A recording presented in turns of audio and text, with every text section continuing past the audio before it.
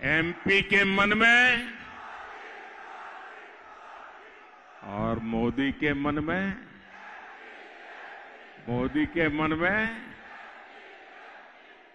मेरे परिवारजनों, नीमच का हमारे स्वतंत्रता संग्राम में महत्वपूर्ण योगदान है।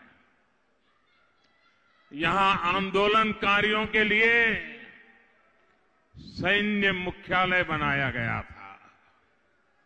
ये धरती सीआरपीएफ की जन्मस्थली के रूप में भी जानी जाती है और नीमच के फुटबॉल प्रेम की किस्से तो पूरे देश जानता है। राष्ट्रभक्ति, राष्ट्र रक्षा और एकजुटता के संस्कार यहां की मिट्टी के कण कण में है। लेकिन साथियों, कांग्रेस देश की इस मिट्टी को धोखा देने का काम कर रही है। सत्ता के लालच में कांग्रेस ने हमेशा समाज को बांटने का काम किया है। फूट डालो और राज करो की नीति पर चली है। कांग्रेस की कुनीति से देश में आतंक और अराजकता से ऐसा कालखंड गया, अराजकता को इतना बढ़ावा मिला।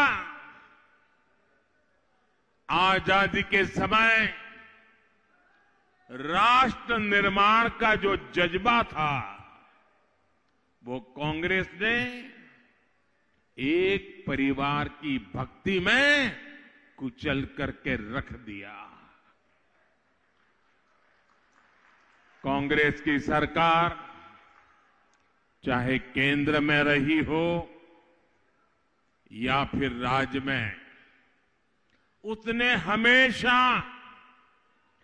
भ्रष्टाचार के नए नए रिकॉर्ड बनाए हैं। मेरे परिवारजनों, कांग्रेस की इसी मानसिकता के कारण एक के बाद एक कई राज्यों से कांग्रेस साफ होती चली गई, नामो निशान मिट रहा है। एमपी में भी 2 दशक हुए हैं ये कांग्रेस बहुमत के लिए तरस रही है। कांग्रेस के पास विजन के नाम पर सिर्फ विरोध और विभाजन है और जहां विभाजन होता है वहां विजन संभव ही नहीं होता है। जबकि भाजपा एक भारत श्रेष्ठ भारत के लिए काम कर रही है। भाजपा राज्य के विकास से देश के विकास के मंत्र पर काम कर रही है। जिन क्षेत्रों में जिन वर्गों को कांग्रेस ने पूछा तक नहीं, उनको पहली बार भाजपा ने ही राजनीतिक और आर्थिक भागीदारी दी है। भारत की इसी सामूहिक शक्ति के कारण भारत और भारतीयों का डंका आज पूरी दुनिया में बज रहा है। बज रहा है कि नहीं बज रहा है? चारों तरफ भारत भारत जय जयकार हो रहा है कि नहीं हो रहा है? इंग्लैंड में भी भारत भारत होता है कि नहीं होता है? आपने देखा होगा कल इंग्लैंड में दिवाली मनाई जा रही थी, दिए जलाए जा रहे थे। दुनिया में हर जगह पर हिंदुस्तान का नाम ऊंचा हो रहा है। आपको गर्व हो रहा है? आपका माथा ऊंचा रहा है? ये दुनिया में भारत का नाम क्यों ऊंचा हो रहा है? क्या कारण है? क्या कारण है? आपका जवाब सही नहीं है। ये मोदी के कारण नहीं है, ये आपके एक वोट के कारण है, जिसने मजबूत सरकार बनाई और उसके कारण हुआ है। ये आप लोग हैं जिन्होंने देश हित में कड़े और बड़े फैसले लेने वाली भाजपा की मजबूत सरकार बनाई है। और यही बात कांग्रेस को पिछले 10 साल से पच नहीं रही है। जिस मोदी को ये दिन रात गाली देते हैं, वो ये सब कुछ कैसे कर पा रहा है, यही बात कांग्रेस को खल रही है। इसलिए कांग्रेस देश में अस्थिरता फैलाना चाहती है, अराजकता फैलाना चाहती है। इसके लिए कांग्रेस ने न जाने किस किस से गुप्त समझौते किए हुए हैं। विदेश के जो लोग खुलेआम भारत के खिलाफ साजिश रचते हैं, कांग्रेस अब उनके साथ खड़ी नजर आती है। तो मध्य प्रदेश के नीमच से आप सुन रहे थे प्रधानमंत्री नरेंद्र मोदी को। अब आपको ले चलते हैं जबलपुर, जहां राहुल गांधी का रोड शो वहां पर चल रहा है। आपको तस्वीरें दिखा रहे हैं मध्य प्रदेश के जबलपुर से ही। आप ये तस्वीरें टीवी स्क्रीन पर देख रहे हैं, जहां कार्यकर्ताओं का सैलाब उमड़ा पड़ा है और सब यहां पर राहुल गांधी पर देखिए फूलों की वर्षा कर रहे हैं। तो मध्य प्रदेश के जबलपुर से तस्वीरें आपके टीवी स्क्रीन पर। चुनावी समर है, हर कोई अपना पूरा जोर लगा रहा है और यहां ये रोड शो निकाल रहे हैं राहुल गांधी। कार्यकर्ता उत्साह से लबरेज हैं और यहां कार्यकर्ताओं का अभिवादन भी स्वीकार कर रहे हैं। साथ उनके कार्यकर्ता चल रहे हैं। सैलाब यहां पर कार्यकर्ताओं का आपको दिखाई दे रहा होगा। बीच बीच में जो गाड़ी में राहुल गांधी के साथ दूसरे एमपी कांग्रेस के नेता सवार हैं, उनसे बातचीत कर रहे हैं, जानकारी भी ले रहे हैं। और यहाँ धीरे धीरे, क्योंकि कार्यकर्ता सड़क पर इतने हैं गाड़ी के आगे भी कि जो धीरे धीरे ही यहाँ पर ये गाड़ी आगे निकल पा रही है और कोई फूल माला दे रहा है, कोई फूलों की बारिश कर रहा है। तो एमपी के जबलपुर से तस्वीरें आपके टीवी स्क्रीन पर। राहुल गांधी का ये रोड शो, कार्यकर्ताओं का उत्साह बढ़ा हुआ है और ऐसे में यहाँ बीच बीच में नारेबाजी भी आपको सुनाई दे रही होगी। इससे पहले बीजेपी की ओर सवाल भी उठाए जा रहे थे, क्योंकि बीजेपी कह रही थी कि एमपी में कांग्रेस हार रही है, इसलिए राहुल गांधी मध्य प्रदेश की तरफ कम रुख कर रहे हैं। लेकिन आज ये जबलपुर की तस्वीरें आपके टीवी स्क्रीन पर, जहां कांग्रेसी खासे उत्साहित दिखाई दे रहे हैं। हाथ जोड़कर अभिवादन भी स्वीकार करते हुए आप राहुल गांधी को यहां पर देख सकते हैं।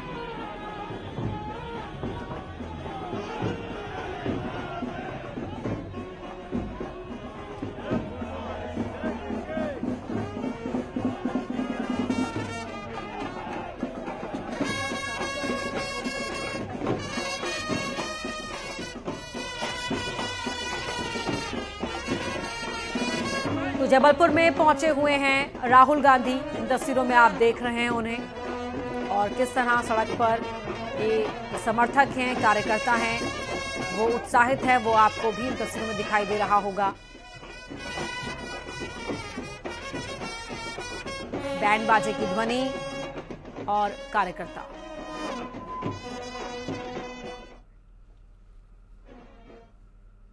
चुनावों में धनबल के इस्तेमाल को रोकने के लिए प्रशासन की सख्त पहरेदारी चल रही है। जबलपुर में आरपीएफ ने 1.5 करोड़ के सोने के जेवर जब्त किए। मुंबई से व्यापारी के यहां से सोने के जेवर लेकर कर्मचारी जबलपुर आया था।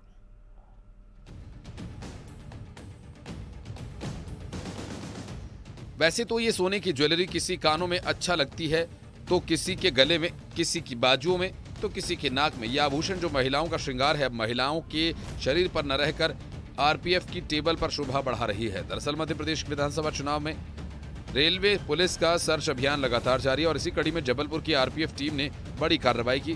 2 किलो से ज्यादा सोने के जेवर के साथ एक शख्स को हिरासत में लिया है। इस सोने के जेवर की कीमत करीब 1.5 करोड़ रुपए है। पुलिस की पूछताछ में पता चला कि संदिग्ध शख्स मुंबई से व्यापारी के यहाँ सोने के जेवर लेकर आया था। आरपीएफ ने एक शख्स को संदिग्ध मानकर पकड़ा था, लेकिन उसके पास से करोड़ों के जेवरात मिले हैं, जिसके बाद जीएसटी विभाग को सूचना दी गई। विभाग ने जेवर को जब्त कर जांच शुरू कर दी है। बड़ी खबर आपको बता रहे हैं बिलासपुर से, जहां 10 किलो चांदी के सिक्के मिले हैं। 1 लाख कैश भी साथ में मिला है। जब्त चांदी की कीमत करीब 7 लाख रुपए आंकी गई है। गाड़ियों की चेकिंग के दौरान ये कामयाबी यहां हाथ लगी है। अवैध दस्तावेज नहीं मिलने पर कार्रवाई हुई, यानी कि इस गाड़ी से ये चांदी के सिक्के मिले हैं, कैश मिला है। उस गाड़ी चालक के पास कोई भी डॉक्यूमेंट नहीं था, कोई कागज नहीं था ये दिखाने के लिए कि चांदी और कैश किसका है, किसके पास लिया जा रहा है। ऐसे में रतनपुर पुलिस ने ये कार्रवाई की है कि इस सामान को जब्त कर लिया गया है। 1 लाख कैश भी जब्त किया गया है और करीब 7 लाख की चांदी जब्त की गई है।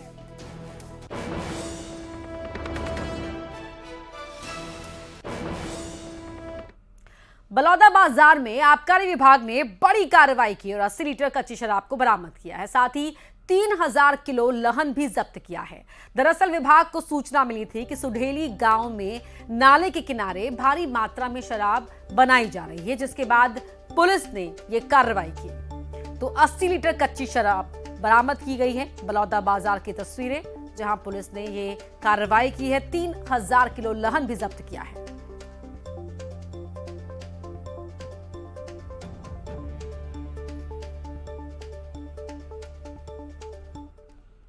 और अब खबर ग्वालियर से, जहां इन दिनों डेंगू की चपेट से लोग जूझ रहे हैं। अस्पताल में मरीजों की संख्या लगातार बढ़ रही है। बीते 2 महीने में 900 लोग डेंगू की चपेट में आ चुके हैं और 2 बच्चों की जान भी जा चुकी है। मौके से ज्यादा जानकारी के साथ हमारे सहयोगी सुशील कौशिक की रिपोर्ट देखिए।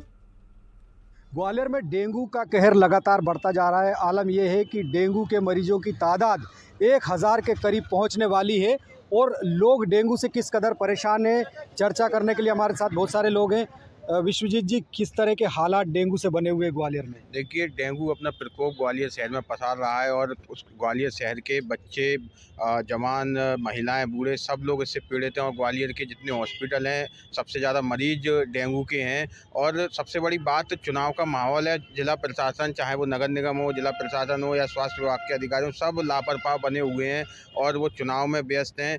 आप ग्वालियर की सफाई देखेंगे, सफाई नहीं हो रही है, नालियाँ साफ़ नहीं हो रही हैं, सीवर साफ़ नहीं हो रहे हैं। और ग्वालियर के बीचों बीच से निकलने वाली स्वर्ण रेखा नदी, जिसमें बीच में सीवर लाइन डली हुई थी, वो फूटी पड़ी हुई है, उसमें पूरे में सीवर बह रहा है। बताइए, किस इलाके में रहते हैं आप ग्वालियर के और क्या हालात है डेंगू से? हम सेवानगर इलाके में रहते हैं सर। उधर मतलब गंदगी और सफाई नहीं हो पा रही है, सीवरें भरी पड़ी हैं और सफाई टाइम हो रही है और सर फॉगिंग भी नहीं हो रही है। सबसे बड़ी बात ये तो बड़ी समस्या है। आप कहाँ रहते हैं, क्या स्थितियाँ हैं, बच्चों की क्या स्थितियाँ हैं? अंगूरगंज में रहते हैं। बच्चे उधर बहुत परेशान हो रहे हैं, बहुत सफाई नहीं हो रही ढंग से, नगर निगम बहुत परेशान कर रही है, फ़ोन भी लगाते हैं। हालात बद से बदतर होते जा रहे हैं, लेकिन जिन जिम्मेदारों पर इसकी रोकथाम की जिम्मेदारी है वो नज़र आ रहे हैं।